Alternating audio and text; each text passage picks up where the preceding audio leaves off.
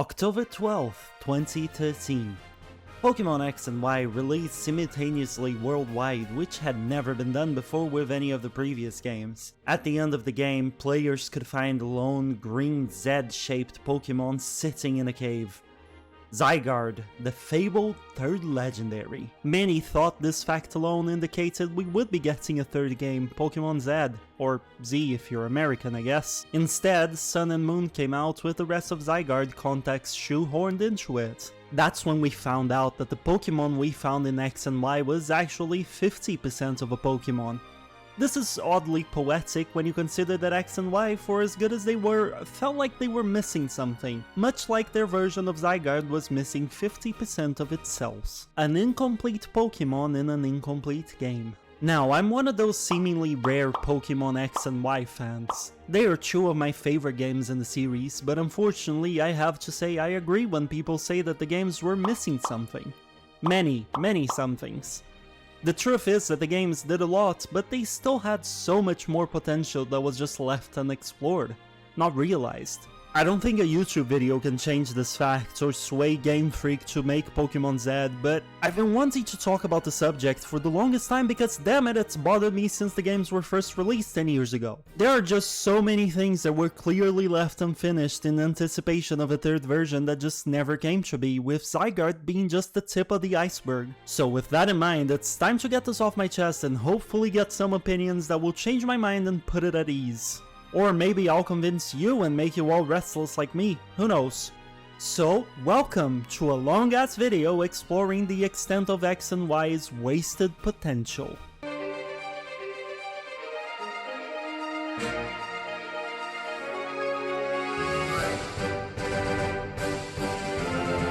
Before we get into the meat of the video and why exactly I think these games have a lot of wasted potential, I think a recap of the story is in order.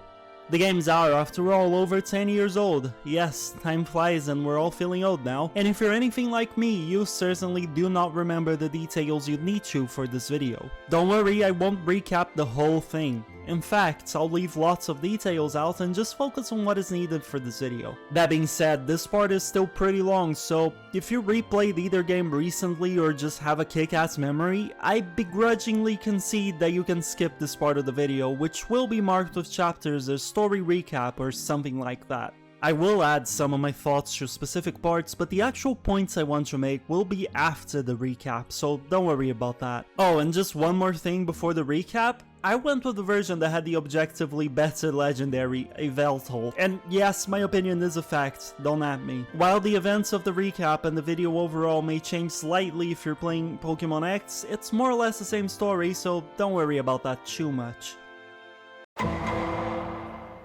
Very early into the game, as soon as you exit the house, you meet two members of your merry band of misfits, Shauna and Calem, or Serena if you're playing as Calem. Then, shortly afterwards, you meet the other two boys that finish off the team, which are Tierno and Trevor. We also get our starter and do our first Pokemon battle. At this point, it's rather clear that we don't really have one rival per se, although Calem or Serena might count. Instead, you have a group of 4 friends, not counting yourself, that sometimes travel together but most of the time separately. Every once in a while, you meet up with each other, battle, do cool stuff like that. While some of you might have found these 4 annoying, I think the idea actually has merit and generated some cool moments, like when they all walk and run together through the Viridian Forest knockoff present early on in the game. This is also like the best moment that takes advantage of this friend group mechanic, and those are all few and far between, so, you know, don't get too attached. Fast forwarding like 1 hour, on our way to the fabled Lumio City, we run into two prominent... sorry, I can't pretend these two are important in any way, shape or form. We run into two of the characters of all time in the story, Dexio and Sina. They basically talk about how fairy types were discovered or whatever, it doesn't really matter. What matters is these two exist. Barely. They lead us to the Pokemon lab, in which we meet up with Professor Sycamore and some of our friends. The dude proceeds to order us all to battle each other, with our opponent being Sycamore himself. And yes, this is inside the lab, some poor folks will have the worst time ever cleaning all this up later. A fun fact that you probably already know is that this is actually the first Pokemon professor you can fight. I just wish he'd use Pokemon from his actual region, instead of, you know, the Kanto starters. After defeating him, he gives us one of said starters and its corresponding Mega Stone. We are then introduced to the concept of Mega Evolution, which he wants help deciphering, and gives us a speech about figuring out what drives us, broadening our horizons, and accepting that conflict is a part of life. We also finally get motivations laid out for us in plain text. Tierno wishes to be a great dancer, Trevor wants to complete the Pokédex, Calem wants to be a great trainer, and Shauna wants to make good memories. Worthy goals across the board. On our way out, we run into Lysander. It's the big red guy who's definitely not a villain. He tells us that we must all work to improve the world and that his desires for and I quote, more beautiful world. Sina, who's around listening to all this, says that she wonders what kind of beautiful world Lysander desires. This is called foreshadowing, in case you don't know. Lumio's city, despite having an incredibly annoying layout, which becomes abundantly clear during the post-game Looker questline, has some neat things to discover. Things such as the deep existential dread from this one girl sitting in an office chair, or this place that kicks me out for not being stylish enough, or even this roadblock that states they can't let me through due to a blackout when the apartments all clearly have lights on. You know what, I'm starting to think we're not welcome in this damn city. In an effort to get out, we find Lysander and an actress called Diantha in a cafe chatting. He creepily asks her if she wouldn't prefer to always remain young and beautiful, to which she denies, saying that she'd like to change as everything does. Lysander doubles down, says things should always be beautiful and that he would, end the world in an instant so that beauty never fades. Why did this not raise red flags for anyone around this man? On our way to the next town, we find Tierno and Trevor, who confirm to us again their desires. To be a great dancer and to complete the decks respectively, and say that they will work hard towards these goals. We reach Camphria town, but nothing important really happens until well later on when we visit Parfum Palace with Shauna to get a Pokeflute to wake up a sleeping Snorlax. In there, we trap and catch a Furfrou that escaped the palace owner, who then decides to throw a fireworks show to celebrate his reunion with the dog. This is actually one of the cutest and in my opinion best moments in the game. The music is absolutely gorgeous and so are the visuals, and it was definitely intended as a romantic moment between the player and Shauna. This cutscene would have been even more gorgeous if I had the foresight to play it at night, but oh well, I never claimed to be smart now, did I? I also want to note that the butler gives us the TM for Protect right after said romantic moment, which is absolutely hilarious. Fast forwarding yet another hour or two, we reach Glittering Cave, and in it, we have our first run-in with Team Flare in a very cool cutscene. The grunt says that they are the fashionable team whose very name makes people tremble in fear, with the sole goal to make it so they are the only ones who are happy. Selfish much? In yet another Gen 1 parallel, this team that we first meet in the cave is also looking for fossils. We beat them up with Calem's help, no biggie. Later on, we get close to Geosenge Town.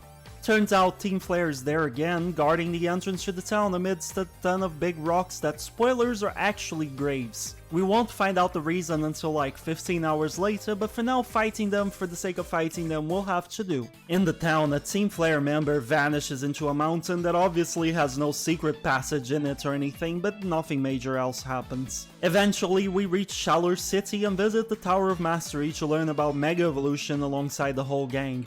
The guru there, aptly named Mega Evolution Guru, explains Mega Evolution to us and claims to have only one Mega Bracelet to give us. We fight Calem for it, win, and then fight Corina to learn the technique. We even get a free Lucario out of the whole deal. Nothing exciting happens until we get to the next town when we find Sycamore and Diantha talking. They provide the first story mention of the legendary Pokemon alongside us getting Fly. Afterwards we head to the gym and Calem pulls us for a fight, claiming to want to witness the power of Mega Evolution. After losing, he asks if there is a gap in our strength, leaving clearly dissatisfied with losing. Upon beating the gym and leaving the city, we randomly get a call from Lysander who says that we can just cover up old filth with new filth and to consider using the power of Mega Evolution we got in favor of the creation of a new, beautiful world. You know, things sane people say, especially unprompted. Right after the call, we finally reach the infamous Route 13, Lumiosi Badlands. Why is it infamous, you might ask? Well, it's because it's one of the maps in the game that makes it clear that we are missing content in these versions, but I'll get there in due time. For now, just know that this map has a power plant that's currently failing to supply power to Lumio's city, and that's why there's an alleged blackout. And I say alleged because the damn windows in the affected area are clearly lit up by lights coming from inside the apartments. Anyway, we find out that Team Flare is behind this whole thing and put a stop to it. Why were they doing it? Well, we don't get much info yet, but the admin and scientists claim that they were redirecting power to fuel a special device they made. We fight and send the whole team packing. We also meet two mysterious masked heroes who are definitely not Dexio and Cena. Back on the road, as we're about to exit Route 13, the music drops to zero as we run into a freakishly tall man with a key around his neck who just says, "The Pokémon. The flower Pokémon. The Pokémon that was given eternal life." And then walks away. This guy barely shows up, but he's one of my favorite characters for a reason that will eventually become more clear. We get back to Lumio's city, finally access Lumio's tower, and beat the gym there before getting asked by Sycamore to drop by Lysander Cafe. If it wasn't already clear, it should be now. Lysander is rich. He also probably really likes coffee, but that's wholly irrelevant. Sycamore's there with the man of the hour, Lysander. We learn that he's a descendant of the old king's younger brother, and to be clear, I mean old king. Like 3,000 years old. Kinda crazy how people in Kalos can track lineage that far back, isn't it? We also learn Lysander's company made the Holocaster, which is the device people call us on during the story. Maybe that's why he's rich. Also, that the man uses some of the profit from that to support trainers in Pokemon research. Maybe he's not a bad man after all. Wouldn't that be nice? Lysander also tells us more about the king, saying that he sought to take everything for his own ages ago, creating a terrible weapon and firing it upon Kalos. He then claims that Kalos is beautiful right now and that the number of people in Pokemon must not increase if that should remain the case. He finishes the speech by saying that the king's actions were reprehensible, but they did wash away the world's, in his words, filth. Sycamore is meant to be a smart guy, so how did this not raise any red flags? In the next route, we meet up with our friends and compare dexes with Trevor, who's doing a good job in filling his up. We then fight Calem again. Upon losing, he says that battling with us is fun, but losing all the time does not make him look all that good. Tierno shows up afterwards, claiming that he got a new Pokemon for his dance team and that he was late due to sparring in a dance battle. While this scene might seem useless, I'm choosing to dedicate a paragraph to it because I think it ended up being very important to develop these characters, with whatever little development they got anyway. Calem is shown to be more and more bothered by losing, even choosing to go spend time with his Pokemon alone instead of hanging out with the rest of the crew. Trevor and Tierno are making strides in their goals. And Shauna, well, she sighs, asks us why we're traveling, and claims she's just goofing around while everyone else is working hard to achieve what they want, before going back to her bubbly personality and saying, "Just kidding," complete with musical notes and everything. Again, everything we see here reveals a bit of each character's inner universe, and it just makes it even more of a shame to know that none of it was actually properly explored. We eventually reach the next town and beat the gym. Upon exiting it, Trevor and Shauna invite us to go tour the Pokeball factory. That's right, we actually get to see how those are made in this game. Kinda anyway, if you ask me, the factory is like way too small for an undertaking like this. Upon getting there, we find it overrun by Team Flare and sneak in with Calem to try to beat them. Honestly, there's not much to be said about the section. All we find out is that Team Flare needs tons of Pokeballs and manages to steal quite a few before we stop them. On our way out, we fill our friends in. It's actually their first contact with Team Flare outside of Calem. Again, he's bothered by what happened, saying that if he keeps relying on us like he did at the factory, he won't ever grow.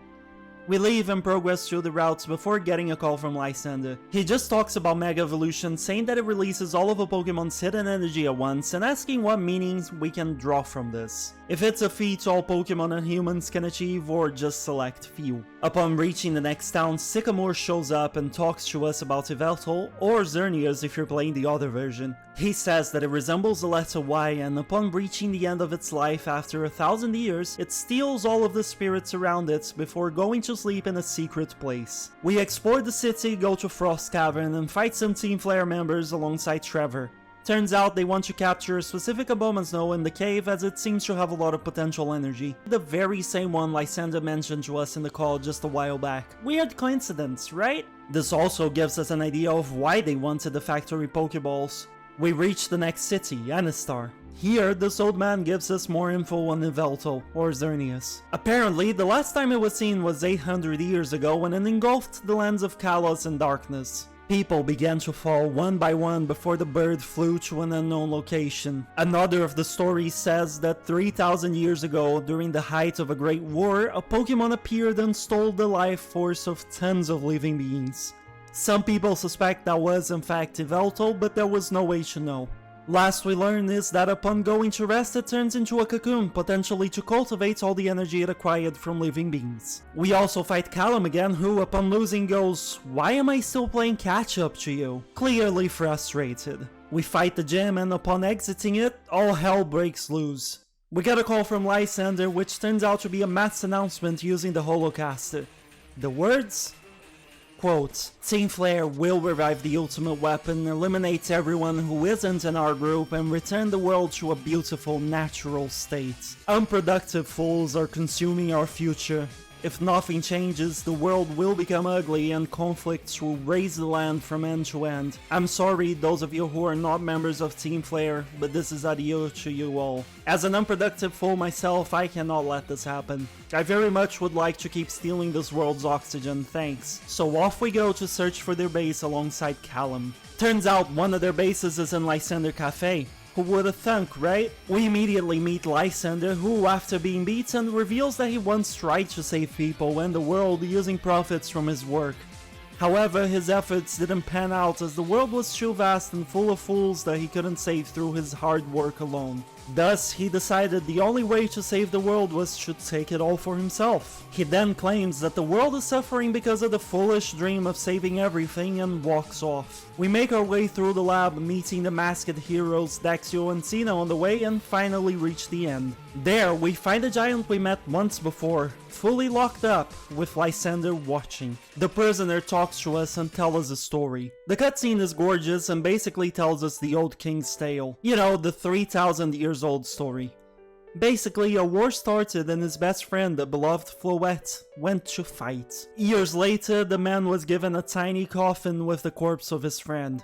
He wanted to bring the Pokemon back no matter what and built a machine to give it life. It worked, but the man's anger was not satiated and he transformed the machine into a weapon fueled by the life force of living beings. He fired the weapon at full force, killing so many people and Pokemon that he single-handedly ended the war. Horrified by the man's actions, the Pokemon he once held as a partner left. We then get a final shot that makes it clear that the stones in front of Geosenge are graves for all the dead Pokemon from back then. After the cutscene, the Locket Giant urges us to get the key back lest we know unending pain like he has. Lysander then formally introduces us, saying that the man locked up is AZ, who shares a name with the king that fired the weapon 3,000 years ago, and who, for some reason, had the key to the weapon hung around his neck. Crazy how many coincidences this game has, isn't it? We follow Lysander to his chambers and find Xerosic, who tells Lysander that all preparations are complete. The ultimate weapon is activated and a bunch of houses are knocked over in Geosenge town as the damn machine just springs up from the middle of the city. Naturally, we fly right over to deal with this crisis. Outside of the obvious, not much has changed here, really. The best new thing that we find is a Team Flare member that says he paid 5 million to be a part of Team Flare. For a team that's against greed, buying your way in sure seems hypocritical if you ask me. Oh, and we also find the super secret hideout they had that was literally sticking out from a mountain. Calem joins us and we go in to throw hands. There, Lysander maintains that the ones who steal are the ones who win in this world. When something can't be shared, it will be fought over, and the only way to ensure that there's always things to share is to reduce the number of living beings. In Lysander's ideal world, Pokemon will also entirely cease to exist, because due to our reliance on them, they will always have the potential to become tools of war. Extremely, well, extreme reasoning, but oh well, whatever. Pokemon villains have never been the most stable individuals, now have they? Upon being beaten, Lysander asks if we are really protecting a world that will only end up being worse than today. He then claims that we are too late and that we can go verify the fact for ourselves. On the way to the lab, the only noteworthy thing that happens is that we find Shauna, who says she knows she will slow us down, but that friends should stick together nonetheless. She turns out to be rather useful though, as she has a device able to crack the code on the electronic keypad that blocks our path. Inside the final room, a ton of Team Flare admins await alongside the machine harvesting power from a huge cocoon. Eveltals, to be precise. Shauna and Calem draw some Team Flare away while we're left to fight the rest. We beat them and the cocoon hatches, throwing us into a fight against the Avatar of Destruction himself, Eveltal. It's a long and grueling just kidding, we actually catch the thing super quickly. Lysander is not pleased at all and fights us for Eveltal, except we already dumped it into the box system, so, you know, get fucked, buddy. We beat Lysander anyway, who, by the way, has a really badass looking arena and a Mega Gyarados this time. Refusing to accept defeat, the man says that the only possible future that awaits us is that in which fools with no vision ruin everything and fight over every last remaining scrap of hope. He then activates the ultimate weapon anyway, claiming that while there wasn't enough to do what he wanted as Eveltal took the power back when it hatched, there was enough to cause some damage. We run as he shoots the weapon, which destroys the lab and presumably the weapon itself.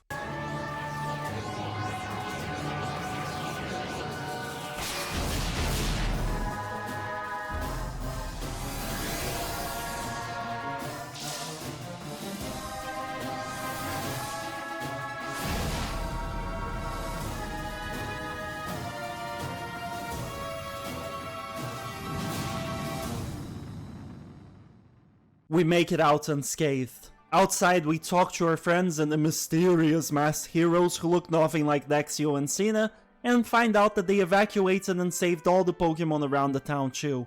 We then resolve to just, you know, go back to our adventure. After everyone leaves, AZ shows up and says that the Pokemon from 3000 years ago learned that the king had built an ultimate weapon with the life of countless Pokemon and left. The man was sad and confused as he had resurrected the Pokemon so that they could be together.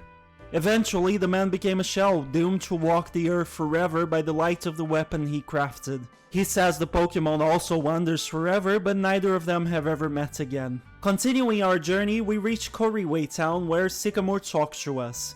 He basically apologized for what Lysander did, claiming responsibility for it. His reasoning is that he knew Lysander wanted a beautiful world and that yes, someday there might be way more people than resources, and greed in that area will mean lots will go without, and maybe even get to a point where there will be nothing left to steal. But what he wanted for Lysander to do was for him to lead the world to greater heights, and not this.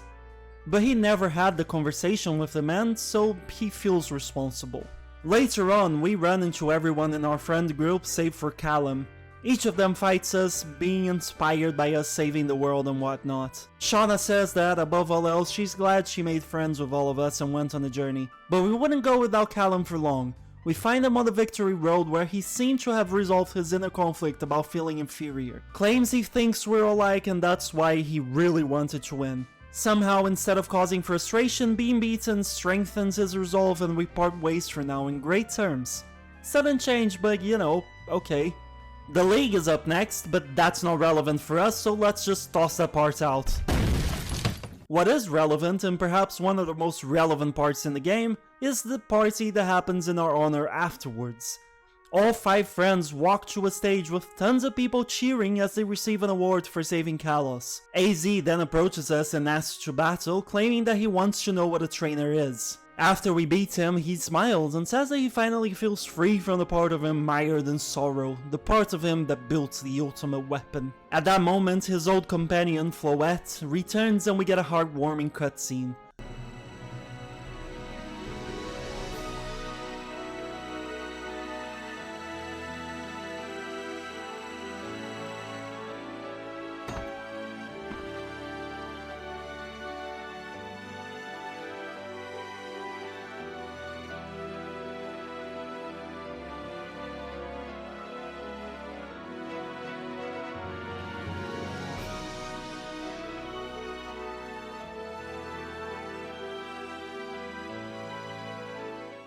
Sycamore says Floette was waiting for AZ to return to his old self, the one that loved Pokemon with all his heart. Credits roll and we actually get a really nice song.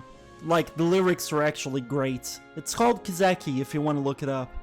And then the game ends. Or does it? A few more things happen, the most important of which is the Looker questline regarding Emma. We basically help him solve a case and bring a Team Flare rogue scientist in, and get one of the most interesting characters in the game in the process. Emma, a girl that we help early on in this post-game questline. Malva, the Fire Elite 4 member, also has a role in this tale, and we find out that she's ex-Team Flare. We also catch Zygarde, explore the new city, which basically just has a new Calem fight, now with a Mega Evolution, alongside the Battle Mason, and unlock the ability to look for the Mega Stones. There's more details here and there, but as I said, this recap will only keep what's important to us, and it's already long enough as it is. And with that, we've reached the end of the X and Y recap. If you're stuck through the whole thing, props to you. Now, just, keep doing it for the rest of the video, please. If you skipped the recap and are thus just now beginning the video, hi! I hope you put the 25 or so minutes you've saved to good use. I think the first question I want to pose to all of you is, what do you think?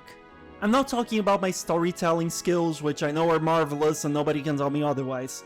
I'm talking about the actual tale told by Pokémon X and Y. Personally, I actually really like it. As I've said, X and Y are some of my favorite Pokémon games. I find the Kalos lore with AZ fascinating, and despite how unhinged he may have seemed, I think Lysander had potential to be a great villain. Hell, for some of you, he probably was. But I think this love for Pokémon X and Y is precisely what makes me notice and miss everything the game could have been, either in these two titles or in a third iteration like Pokémon Z. You might have noticed during my recap or during your own playthrough details that were seen and then never addressed. Or you may perhaps have thought, I wonder why they didn't do anything with this idea. And yes, I did too. That's precisely why I wanted to make this video, to tell you why I think this is the franchise's biggest case of wasted potential, what new iterations of the games could improve, and most importantly, why none of this makes Pokémon X and Y bad games. Did you know that X and Y are the only mainline games in the franchise that don't actually have a continuation of any kind? Like a third version or sequel or DLC or even a remake? Surely someday this section of the video will have aged like milk, but for now and for the foreseeable future, it's correct. Gen 1 has Fire Red, Leaf Green and the Let's Go games. Gen 2 has Heart Gold and Soul Silver. Gen 5 has Black and White 2.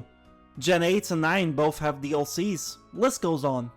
But the main Gen 6 games have nothing, it's just X and Y. Fans have long had theories about Pokémon Z, not in small part due to the many things we'll talk about in this video.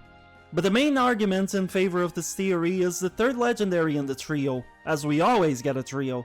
Zygarde. There's a few reasons why we know he's meant to be the balancer between Xerneas, who brings life, and Yveltal, who brings death. Kind of a similar role to Rayquaza in the Weather trio. The most obvious one is its name and presentation in X and Y. Xerneas is the legendary for X and resembles Aleta. Yveltal is the legendary for Y and resembles Aleta too. Zygarde, found in a random cave during the post-game, resembles a Zed and has a name starting with Aleta. However, there's more. In an interview with Nintendo Life, which we will be referencing again by the way because it's damn good, when asked about why they chose X and Y for the name of the games, Junichi Masuda had this to say, quote, "The X and Y titles come from the X and Y axis, and we use these as way to represent different ways of thought, different opinions, but also where these axes overlap. The message we wanted to send and the theme we had in mind was finding that common ground that we all share." End quote. Now, I never thought I'd have to deal with geometry/trigonometry again in my life, especially not in a Pokemon video for a small YouTube channel, but, here we are. Life really does like to throw its curveballs every so often, huh? If you get a plane, no, not that plane, the math plane, and lay the X and Y axis there, you get basically a vertical and horizontal line that intersect, usually at 0. Applied to Pokemon, X would represent some ideas, Y would represent some others, 0 would represent the point in which they meet and peace is made or something, I don't know. But we do have a glaring omission, don't we? That's right, there's also a Z-axis. And I sure as hell hope that's it, or else I'll look like a fool for not bringing the rest up. In this plane that we've been showing, there isn't really a way to represent the Z-axis because it goes into the third dimension. Imagine basically a line starting at 0 and leaving the paper in the direction of your ceiling and your floor. That's Z.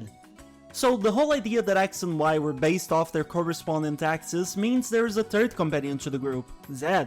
or in this case, Zygarde. On a more speculative note, one could guess this would also mean that the story would be significantly different if they made a Zygarde-centered game, as adding a third dimension to a plane is not a small change. If you want more evidence that Zygarde's meant to be the third legendary, you'll need to look no further than its original ability, Aura Break. It basically reverses the effects of Aura abilities, which are, wouldn't you guess it, Xernea's and Yveltal's abilities. Specifically, they power up Fairy and Dark type moves respectively by 33%. So to sum it up, Zygarde has an ability that specifically counters Xernea's and Yveltal. And if that's not proof enough of this guy being the third legendary, then, well, then I'm hurt that you don't trust me because that's all the proof I have. In the past, third legendaries have gained the spotlight with sequels or third versions. Rayquaza's stopping the fight between Kyogre and Groudon, Giratina's reverse world, etc.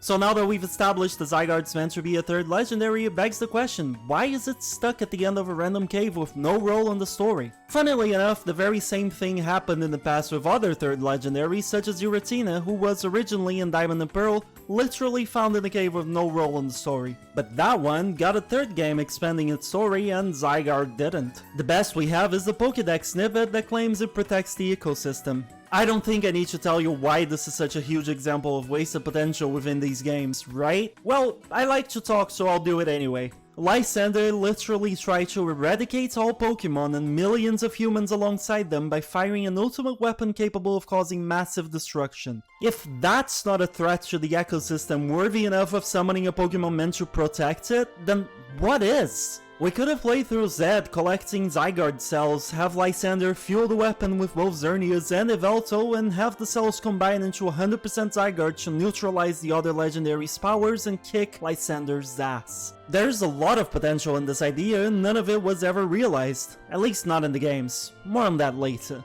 Instead, Zygarde was done better in a region that wasn't even his. Sun and Moon, you know, Alola, gave us the 10% and 100% forms alongside cell hunting minigame, if you can call it that. It's so bad that some folks literally thought and probably still think that Zygarde is a Gen 7 Pokemon. And I mean, if you started in Gen 7 or missed the cave in Gen 6, how could you not think that? Dexio and Cena literally explain what the Pokemon is, we learn about its forms, everything, but only in Sun and Moon. It's a perfectly reasonable assumption that this is a Gen 7 Pokemon and not, you know, the third Gen 6 legendary. And while we are on the subject of Gen 7, I just wanted to point out that Dexio and Cena are unable to be battled in Gen 6. In Gen 7, however, you know, not their game, we fight them multiple times. There's a lot more I could say about Zygarde, but the main point I'm trying to make is this. There is a lot of potential in him as a Pokemon meant to protect the ecosystem. However, we are unlikely to see it realized anytime soon because instead of getting its own game, which again is a reasonable assumption as Giratina followed the exact same path Zygarde did, it was just thrown into the next generation as a side objective. Hell, Zygarde could even give Shauna and the crew an excuse to be useful. Like, in the end of the game, the 5 friends would have to split up and find parts of Zygarde, something like that. This would not only fit into a fully fleshed out story involving Zygarde protecting Kalos' ecosystem, but it would also solve another problem I had with X and Y, our friends. As you may remember, especially if you watch my recap, you travel through Kalos with 4 friends, Shauna, Tierno, Trevor, and Calem, or Serena, depending on who you choose as your playable character. These characters all start off with goals in mind. Trevor wants to complete the Pokédex, Tierno wants to be a great dancer, Calem and Serena have the more traditional Pokemon trainer goals in mind, and Shauna? Well, Shauna is an interesting case. She claims to just want to make memories, but we get hints in the story that she doesn't actually know what she wants for her journey and that making memories is just her excuse. Of course, you're free to interpret the character however you want, but this is how I saw her. Especially during that one segment in which she sighs after seeing everyone making strides towards their own goals and claims to just be goofing around while people work hard to achieve what they want. Sure, she then claims this was a joke, but I think we actually saw her real self there. A person struggling with self-doubt and an overall lack of purpose in life. And as a person who often feels this way, yeah, it sucks to see everyone around you knowing what they want and working towards it. It fills me with joy, as I'm sure it did Shauna, but it also leaves you feeling very inadequate. Like your very existence is wrong. Like it must be broken because you can't do what everyone else is doing. All these characters, especially Shauna and Tierno, have the foundation needed to become something really cool, but they didn't become something really cool. Shauna was extremely important as she had the tool to open the door inside the laboratory that held the weapon, but she wasn't even the one who created the tool. The best we got as a resolution for her, Tierno and Trevor were the fights on the bridge at the end of the game, in which everyone seemed resolved with themselves. But, you know, I wish we had seen more of that. For Shauna, they could have shown her finally finding a goal for herself within the journey. However, I understand that in life, not everyone manages that, unfortunately. But it would have been nice to at least see her coming to terms with the fact that it's okay to look for a goal, and that such a search is a goal all of its own. As for Tierno, come on man. We had a damn parade for us at the end of the game. It would have been a great opportunity to have him show off everything he claims to have practiced throughout the game. A Tierno dance show with his Pokemon per se. And while we're talking about him, why the hell did they not give him a Ludicolo? He even got one in the anime. As for Trevor, it would have been nice to see him at least present the Pokédex to the professor at the end and get complimented on it or something, I don't know. Calem or Serena are the only ones I feel are okay-ish in terms of resolution. They were salty, they got over it, they mastered the power of Bond and gained access to Mega Evolution. Again, is there anything inherently wrong with how these characters are handled? Not really. But as I said, I love these games and they are still really good, and this whole video is meant to explain how they could be even better. The idea of going on a trip with the mates is actually really cool and did create some really nice moments in the game, such as the beginning when you're running together through Not Viridian Forest. But these characters' state at the end of the story did not, I feel, live up to the potential they had. And you wanna know another character that had a ton of potential and ended up not living up to it? AZ. The lore in Pokémon X and Y is one of the most fascinating I've seen in a Pokémon game. I would have loved to know more about the war of 3,000 years ago, or even Yveltal's mass murder 800 years ago when it went back to sleep, but I can't hold these points against X and Y. That's why they are called lore and not story. X and Y are not about these tales and were never meant to be, so I understand just telling us what we need to know, even if I would like to know more. But there is one figure very closely tied to this lore that is a part of X and Y's story. Barely, but he is. The king of old, the 3,000-year-old menace himself, AZ. Throughout the game, we learned that AZ lost his partner Pokemon Floette in the war. He then somehow created a machine that could resurrect the Pokemon and brought it back to life. However, his rage had not subsided and he wanted to put a stop to the war that brought him and Floette so much suffering and pain. Blinded by anger, the man transformed the resurrection machine into an ultimate weapon. He charged it up with life essence of many living beings, potentially aided by the legendary Pokémon of Kalos, and fired it once, ending the war in countless lives. Disgusted with his attitude, the Floette floated away, leaving the man confused. For a sin this great, however, there would be no easy way out, as he was cursed with living for eternity by the proximity to the weapon when it fired. Now, we actually meet and somewhat befriend AZ. He is still looking for his beloved Floette, and it is somewhat implied that only through the course of the events of this game that he finally understands why the Pokemon left. But how exactly? AZ doesn't really do anything to stop the weapon aside from asking us to please do so. Hell, all he does is arrive after it's destroyed and finally tell us that Floette left because it was horrified at what the king had become. And then, during the parade at the end of the game, AZ asks us to fight, and after we thoroughly wipe the floor with the man, he claims to finally be free of the part of him that created the weapon. But why? How? My point is that AZ is one of the characters with the most potential in this damn game, and he ended up just barely being significant. His reunion with Floette at the end was meant to be this huge emotional moment that to some people, like myself, was wholly ineffective because we simply barely saw or heard about AZ.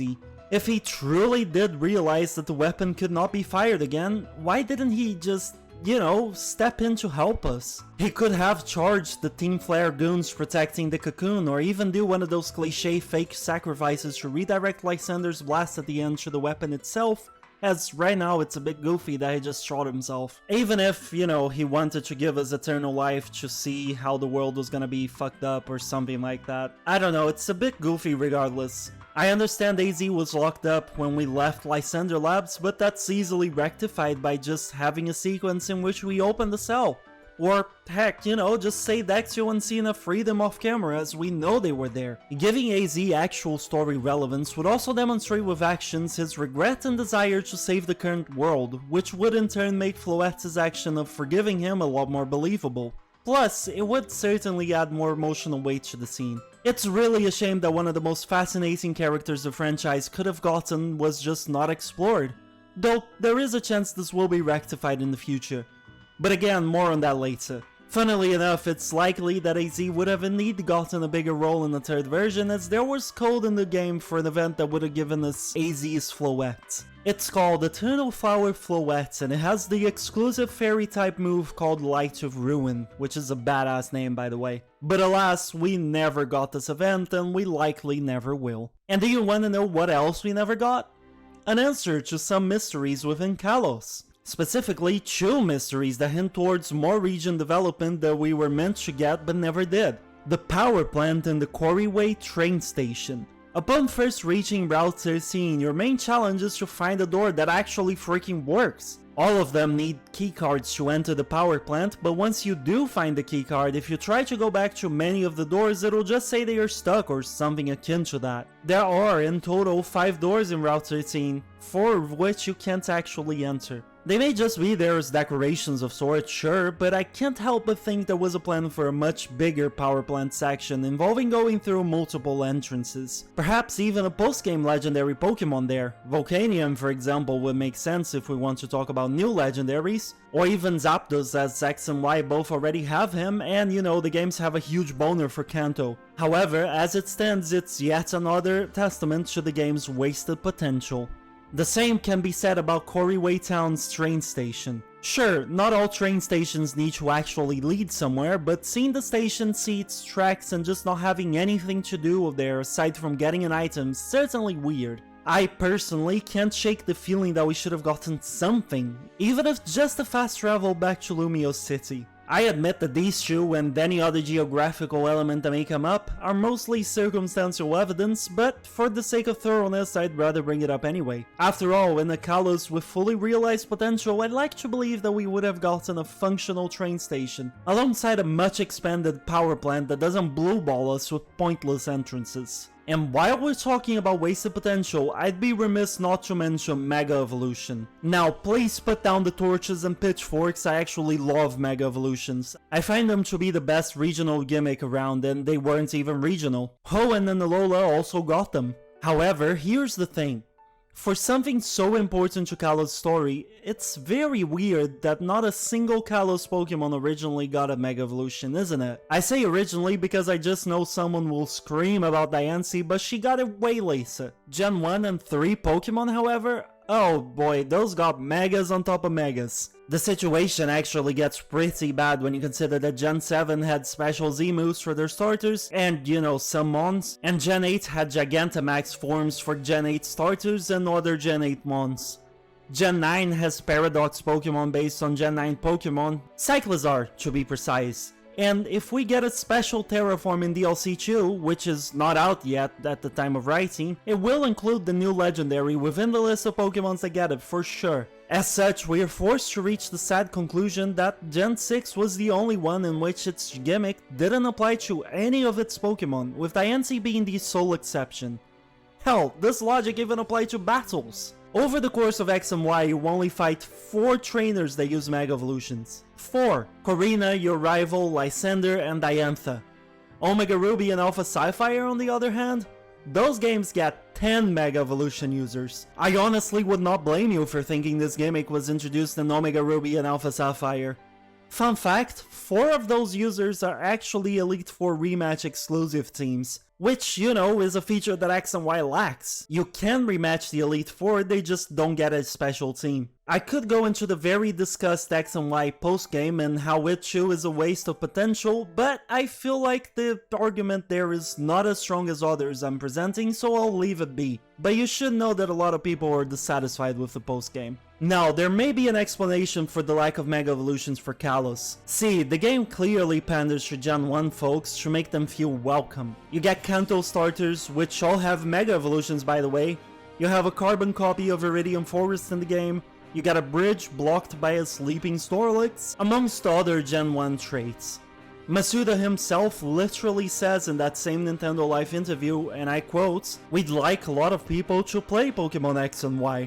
New fans as well as returning players who played Pokémon in the past." So it's possible that the reason they gave Gen 1 starters the Megas and not anything from Gen 6 was to put the spotlight in Gen 1 and tell players, hey, look, there's new stuff for the Pokémon you love, and they are being treated as a priority, more important to us. Honestly, this is a bullshit explanation, but it's the only one I can come up with, given that Kalos' identity as a region clearly suffers a bit to elevate Kanto. I mean, as cool as it was to see Viridian Forest again, why not just give us a new forest? And this goes down to the very details of the game, such as the special surfing animation that Lapras, a Gen 1 Pokemon, gets, while Gen 6 Pokemon get the generic shadow above water. But perhaps trying to find an explanation about why other regions use more Mega Evolution than Kalos doesn't really matter. What matters is that it's just another symptom of wasted potential. Imagine a sequel or Pokémon Z, in which you could actually rematch gym leaders and Elite Four, all of them using Mega Evolutions. Or maybe Megas for each starter, bringing Gen 6 in line with the next 2 gens that got special gimmicks for their starters. Again, there's a lot of potential there that just wasn't explored in X and Y. Now, I know I've listed a lot of things that aren't really bad, but that could have been better. However, for every single beat that the game's missed, other media, and especially the anime, hit said beats incredibly well. I think it's time to talk about Pokémon X, Y, and Z, the animated series. Quick aside, I'm talking about the anime because I actually have some knowledge about it. I have no idea how the manga series went, but I'm willing to bet it also explored everything way better than the games. If anyone has read the manga and wants to leave a comment with their opinion, please do. I would love to read about it. While the games were good, the anime had one of its most memorable series since its inception in the X and Y and especially X, Y, and Z arcs. I'm not a person who's into the anime, and even I watched some of the episodes, but by all means, if you are one who watches it and wishes to share your thoughts as well as compliment what I'm about to say down in the comments below, be my guest. Throughout the series, we had incredibly hype fights such as Alan vs Ash, we had emotional moments such as when Serena cut off her hair, and Ash even had his first kiss. Implied and off camera, obviously, we can't be exposing our children to such filth after all. Heck, the anime even got the damn Z in its name, in an arc all dedicated to Zygarde. While the games failed to ever show what Zygarde's capable of, X, Y, and Z brought it all together. The cells, the 10% form, the 50% form, and of course the 100% form. It also gave lots of characters from the game spotlight that they deserved. Tierno, as I mentioned, had a Ludicolo, but it went so much farther than that. For example, Team Flare and Lysander were such a threat that all gym leaders, Elite Four members, and even 2 champions had to come together to stop him. And even then, they were only successful thanks to Zygarde's 100% form. Honestly, it's great that the anime had such a good run, but at the same time, it only serves to show us just how much better the games could have been. Which, again, I must stress, does not mean I thought the games were bad by any means. Imagine a massive fight involving all the gym leaders and even Steven Stone of all people, with Zygarde putting itself together to defend the environment and us from the threat posed by Lysander. A desperate struggle, bound to be lost if not for the power of the 3rd legendary. We could keep dreaming here. And in fact, someone on YouTube has and made a 1 hour and 30-minute video about how a Pokémon Z could have been. I'll link it down below if you want to delve more into this specific subject. For this video though, I'll stop here because my goal was to show you all specific points that could have been improved and that, in my view, prove how much wasted potential the duology has. And now that all that has been accomplished, I think there's one lingering question left for us to explore. If there are clear indications that Game Freak needed to flesh out the story, and one could even say serve as evidence that Pokémon Z was once in the cards, why did we never get this 3rd version? Again, there's a YouTube video that perfectly explores the subject, so please go watch that if you want to dive into the subject for half an hour. It's called What Happened to Pokemon Gray and Pokemon Z by Did You Know Gaming. I'll once again link it in the description. But I do want to highlight the official response. In an interview in the Spanish edition of the official Nintendo magazine that was translated by Dr. Lava at lavacutcontent.com, Junichi Masuda states the following, quote, "We never really planned to make a third version. We always want to do things that surprise fans. For example, after Black and White, people thought Pokémon Gray was going to come next, but instead we made Black and White 2. And the same with X and Y, instead we made Omega Ruby and Alpha Sapphire. People thought Pokemon Z would come next, but taking advantage of the fact that it's the 20th anniversary, we decided to deliver another surprise with Sun and Moon." End quote. I think by now we have established that at least story and content-wise, there was plenty that was created as a clear setup for a third version or sequel. And I haven't even mentioned every single bit of evidence that points towards that. As such, I really do not believe this man when he says they never planned to make a third version, unless the implication is that they actually planned a sequel, like XZ and YZ. In that case, yeah, I guess I can see it. As the man himself said, the 20th anniversary most certainly got in the way of a potential sequel or third version, with the desire to introduce an entirely new generation instead of recreating a game everyone already knew. At the end of the day, there is no way to know exactly why Pokémon Z or its equivalent never came to be, but it's human nature to seek answers, so I can't really help being frustrated that we'll likely never have the full story. That being said, we may yet get the next best thing, the new game we so desperately want. As we know, every other generation the developers release a remake of an older generation. This cycle has its issues, which I made sure to highlight in a video specifically to address the flaws in the remakes we've been getting. I urge you to go watch that if you want a deeper dive into the subject. And yes, I'm plugging my own work, I have rights, okay? Recently, we got the Gen 4 remake, so it stands to reason that after Gen 5, Gen 6 is next. Or Gen 1 again, because they seem to love doing that. Unfortunately, if things stay as they are, we will get a 1-to-1 remake of X and Y with worse graphics. But hope is often misguided and illogical, and as such it burns bright within me that they will use the remakes to actually improve what needs to be improved. At the very least, they probably will give us a way to acquire Zygarde's new forms, and I can totally see them integrating it into the story, even if it's just shoehorned in there. Auras and previous remakes did, after all, not only remake the stories, but add a lot to them, so who knows. But that's definitely not the only thing we have to look forward to. The Gen 4 remakes might have been a bit, shameful to put it mildly, but they did release a sort of companion game that takes place in the same region, thousands of years in the past. Pokémon Legends Arceus. For all of Kalos' faults, the one thing it does best in my opinion is lore. Or rather, the most potential it has is within its lore. As such, a game that takes place far in the past may just become one of the best games in the whole franchise. Can you imagine playing during the Great Kalos War and experience the creation of the ultimate weapon? Perhaps even playing as AZ, or, you know, his younger brother? And that's not the only moment in time that we can visit. At some point in the game, a guide tells us that 800 years ago, Yveltal engulfed Kalos in darkness, and both people and Pokemon started dropping dead one by one. Apparently, it's something the Harbinger of Destruction does to charge up its energy levels before turning into a cocoon to rest. Even if not directly exploring the Kalos War, a game set in this moment when Yveltal went apeshit on people would still have a lot of really cool things in store for us. After all, as it stands, the legendary Pokemon of Kalos serve as yet another testament to the game's wasted potential. They were sidelined and basically treated as just batteries for the ultimate weapon. A game that properly explores them and what they do has everything to be really, really good. These are just some of my ideas, but if you have more things that you'd like to see done with Kalos, please do leave a comment and share them. I would love to read your thoughts.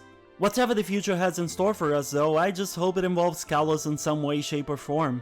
I genuinely think that this is one of the best regions we've gotten so far. Even Lysandre, who gets a lot of criticism for being a psychopath who just wants a beautiful world, has a lot of potential that has yet to be realized. For example, at some point in the game he mentions he tried to help people by donating whatever money he got from his products. However, people got greedy and just wanted to take and take without ever giving back to their fellow humans and Pokemons. This in turn seemed to sour Lysandre's view of humanity, giving him the mindset that total eradication was the only way to keep resources from depleting and wars from happening. All of this is better explored in the anime and the short videos that the Pokemon YouTube channel publishes than it is explored in the actual games. I still personally know people who think Lysander just wanted to kill ugly people, when in reality his goal aligned much more with someone like Thanos from the Marvel movies specifically, getting rid of people to ensure resources are not depleted and thus the planet remains beautiful. Yes, it's still a creepy obsession with beauty, but it's not just about killing ugly people. Not defending the man, by the way, he is still absolutely unhinged. I'd just like to see his backstory and especially motivations explored further. Anyway, whatever Game Freak does, I just hope they don't give up on Kalos and give the region the game it deserves. But that's not to say that the games we got are bad. I know I've been repeating this a lot throughout the video, but people on the internet tend to jump to conclusions, and I just want to make sure there are no doubts about whether or not I like X and Y. You can enjoy something and still criticize it. However, I don't want to just point out where it falls short without taking the time to acknowledge the many things that it does well, starting with what they meant for the franchise as a whole. In a way, X and Y were two of the games that represented the biggest shift in the franchise's modus operandi. Like, I don't think nearly enough credit is given to the duology for changing as much as they did. The main change was obviously the introduction of a new typing, the Fairy type, which basically changed everything in the competitive environment. But that was far from the only relevant new toy for those competitive folks. We also got a perfect loop to hatch eggs in by just holding left in Lumio City, we got super training, and most importantly Mega Evolutions, to name a few of the changes. We also got customizable clothing and haircut, the new EXP share, which admittedly some would call a curse, and more changes that remain in the franchise to this day. Outside of maybe Gen 1 to Gen 2, I genuinely cannot think of a single generation that has changed as many significant things as Gen 6 did compared to its predecessor. Even the expected changes were great, such as the new Pokémon design. Greninja, for example, remains a fan favorite to this day, especially its shiny form. The games also boasted a colossal regional dex divided into 3 parts: Coastal, Mountain, and Central Pokédexes. Each of those with around 150 Pokemon for a combined total of over 450 Pokemon within Kalos. The game also had one of the best online systems the franchise has ever seen, with really cool features such as the Friend Safari, which gave me fond memories of joining Reddit communities and trading friend codes to take advantage of people's Pokemons. In case you're not familiar with how that worked, each person got one type of Pokemon assigned to their friend code. You could then join the Safari Zone with 3 different Pokemon of that type. I remember lots of people, myself included, desperately tried to add people that had Ditto and starter Pokemon in their safaris. I know not everyone was a fan of the feature, but I honestly had a blast playing around with it. And obviously landing my safari. The games introduced the whole concept of regional gimmicks and in my opinion still have the best one to this day. It's a damn shame that Mega Pokemon were completely cut from the later games. I know lots of people who play competitive Pokemon sort of prefer the fact that Megas are gone, but damn it, I love them, want them back, and will absolutely die on this hill. And speaking of introducing a feature and doing its best version, X and Y also have, in my opinion, the best outfits in the whole franchise, especially if you're playing as Serena. The only contest, realistically speaking, is by Sun and Moon, and I just don't think they are as good. Later games got worse and worse in that department, with Scarlet and Violet flat out just giving you specific school-approved attires, which is dumb as all hell if you ask me. And while I'm on the subject of personal taste, I genuinely think X and Y are the best looking 3DS games. And maybe even 3D games, period. I mean it. There were so many moments, some of which I'm putting on the footage right now, in which it's very clear that the whole team was just confident in what they created. There are many camera angles designed to showcase the world, and it's a level of confidence I don't believe we have seen since. The soundtrack is also really damn good, but then again, most Pokemon games can claim the same thing, so it's no surprise on that front. Even the things I mentioned need to improve are still positives. AZ, for example, despite not being explored at all, still manages to be one of the most interesting characters in the game based on his lore alone. Shauna comes close to being the first character in a Pokemon game I actually relate to. Sycamore is the first professor that actually fights the player character. The list goes on. And of course, I've pointed out multiple times already, the lore in this game is unmatched by most. I can really only put Black and White 1 and 2 above X and Y in that department. So yeah, X and Y are special games to me and I really do enjoy them, which is why it's so easy for me to see how much is missing. And if I like them this much with these pieces missing, I can only keep on hoping that one day we'll see said pieces in place. Well, I can keep on hoping, and I guess I can also create YouTube videos ranting about said missing pieces. Seems like a much more productive use of my time, don't you think? This is long enough as it is though, so I'll just leave the video here. At the end of the day, all I wanted with this video was to share my thoughts in hopes of generating a discussion. So please, if you agree with me, and especially if you disagree, or if you just want to talk about the subject, comment your thoughts down below. Reading what you all have to say is genuinely the best part about making these videos. Did you like X and Y? Did you feel like they were lacking something? Were you perfectly satisfied with what they did? And if you're really bored and for some reason liked my thoughts on the subject, I have a couple of other Pokemon videos in this channel.